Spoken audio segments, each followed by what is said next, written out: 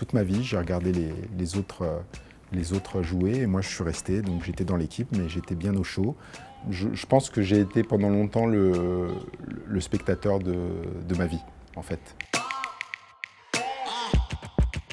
Je m'appelle Stéphane, je viens d'avoir 47 ans, j'ai 2 enfants, Noah qui a 16 ans, Dana qui a 14 ans. Et ma déviation, je dirais, c'est que je suis en train d'essayer de prendre le contrôle de ma vie. Donc j'ai grandi dans une famille aimante, j'ai un jeune frère et on a été élevé avec beaucoup d'amour, avec beaucoup de bienveillance. Et sans aucune interdiction, sans aucune contrainte. Et en fait, je me suis laissé bercer un petit peu par ça. Parce que paradoxalement, dans cet amour, il n'y a pas eu beaucoup de challenge, on n'a pas été challengé, poussé. Donc je me suis mis dans une espèce de position de confort, de facilité. D'aussi loin que je me souvienne, j'ai tout fait pour ne pas apparaître sur les radars. Donc ni faire trop, ni faire pas assez, pas faire de vagues. Donc j'ai fait des études de droit, sans vocation particulière. J'avais en tête de devenir avocat, de faire Sciences Po. Alors j'ai pas foiré Sciences Po, j'ai pas foiré les concours ou les écoles d'avocats, je les ai même pas tentés. Je suis vraiment resté en retrait.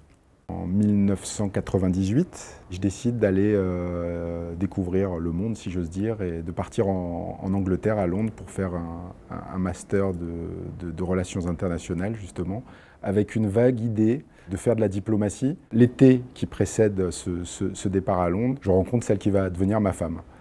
On devient immédiatement, on va dire, inséparables. Aujourd'hui encore, je le dis, c'était peut-être la chose la plus évidente qui me soit arrivée dans ma vie.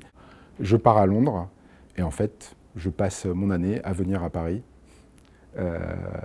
pour être avec elle. Donc en fait, j'oublie cette carrière ou cette volonté de travailler à l'international dans ce type d'environnement. Je rentre à Paris, on s'installe ensemble. On se marie en 2001 et je suis marié avec une personne qui me ressemble. On se laisse un peu aller. Donc tant qu'il y a de l'amour, ça fonctionne. Quand les premiers problèmes arrivent, quand il faut prendre un peu ses responsabilités, quand il faut assumer des choses, ça devient un petit peu compliqué. Professionnellement, je fais des rencontres qui m'amènent à exercer des activités assez sympas, mais toujours de façon un peu passive. Je me retrouve à travailler dans le milieu du lobbying, à faire de la représentation d'intérêts. Et très rapidement, en fait, je me retrouve quand même assez étriqué dans le monde de l'entreprise. Je ne me sens pas valorisé, j'ai l'impression de ne pas évoluer. En parallèle de tout ça, donc de cette personne que je suis qui est plutôt réservée, qui s'est laissée un petit peu bercer, j'ai toujours fait rire dans le cercle amical, familial, depuis tout petit.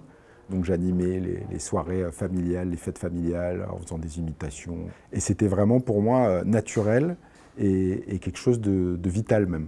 Ça me permettait de compenser ce côté réservé. Je regardais les comédiens, les Gad Elmaleh et autres, que je regardais et que j'admirais, mais en me disant, mais je suis sûr que je pourrais faire quelque chose comme ça. Peut-être pas aussi drôle, peut-être pas monter aussi haut, mais j'ai suivi vraiment la ligne que je me suis fixée depuis tout jeune, c'est-à-dire que je me suis menotté moi-même. Je me suis interdit, personne ne m'a interdit de faire les choses. Pourquoi ? Par peur, sans doute. Et puis parce que c'est plus facile de rien faire que d'y aller. Et tout ça avec un goût d'inachevé en me disant tu gâches, tu oses pas, Pourquoi ? On avait avec ma femme à l'époque un projet de quitter Paris. On décide de partir à Montpellier. Et je commence à travailler donc en indépendant, ce qui me va très bien. Ça me permet d'être très proche de mes enfants. Je suis un papa poule. Et avec le recul, je me rends compte qu'au final, je vis plus avec mes enfants qu'avec ma femme. Ce qui commence à me poser problème, puisque je suis encore amoureux à l'époque. Je parle pas, je fais la gueule, frustré par cette situation de couple, beaucoup. 2017, la crise majeure dans mon couple, la explosion du couple. Je réalise que je peux perdre ma famille, que je peux perdre ma femme, et je veux pas. Donc là, à partir de 2017, je fais tout. Je mets tout de côté, mes enfants de côté, ma famille, mes proches, mon travail, ce que j'aime, tout pour ma femme, pour récupérer ma femme. Et je paye un prix très fort pour ça. J'accepte des choses, je je subis des choses, enfin je l'assume. Hein. Je ne peux pas dire si c'est de l'amour ou si c'est par peur de perdre tout ce que je connais. Parce qu'au final, je ne m'aventure pas au-delà de ce que je ne connais pas. Donc en fait, je suis devenu dépendant d'une autre personne. Donc j'ai fait de quelqu'un d'autre le garant de mon épanouissement, le garant de mon bonheur. J'entame une psychothérapie. Au même moment, je me suis dit, là, il faut que tu prennes les choses en main. Tu as des choses à régler. Ça m'a marqué la première chose que me dit le psy quand j'arrive le voir. Vous êtes resté toute votre vie sur le banc de touche.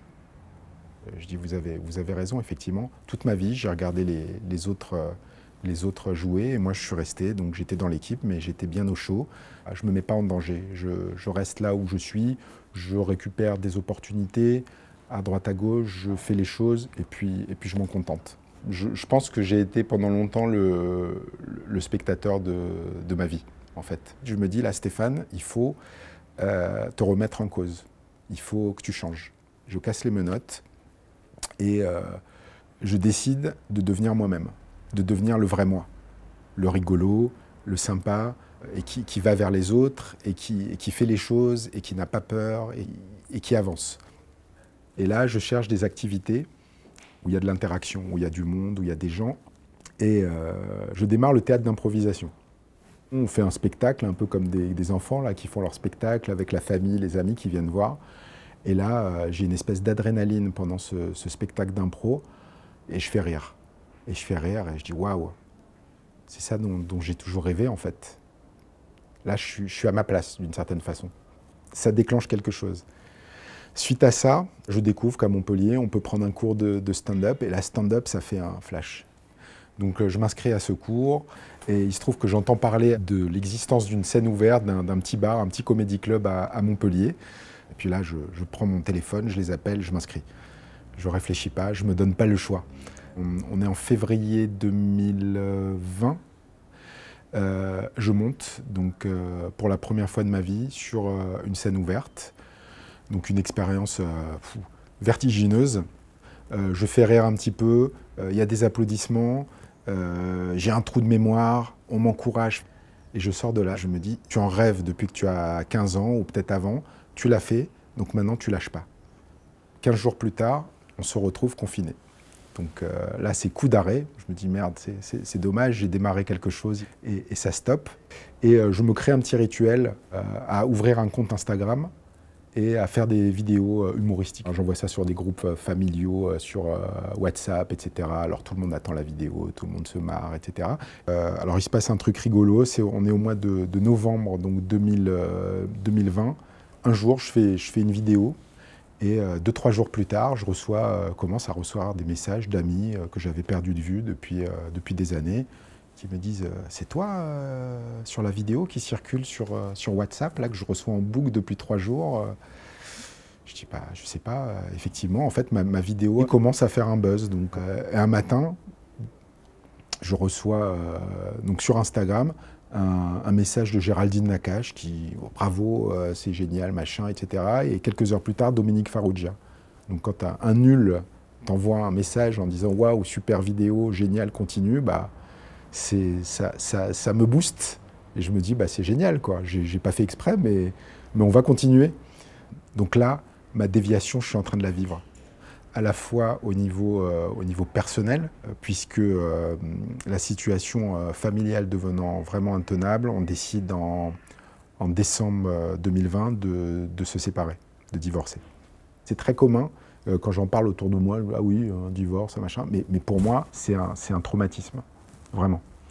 Et avec le stand-up, dans lequel en fait j'ai pas mal de petits signaux qui me disent continue. C'est ma revanche sur la vie. J'ai 47 ans. Et je prends enfin la main sur ma vie, tout en étant pétrifié de peur, parce que je ne sais pas où ça va me mener.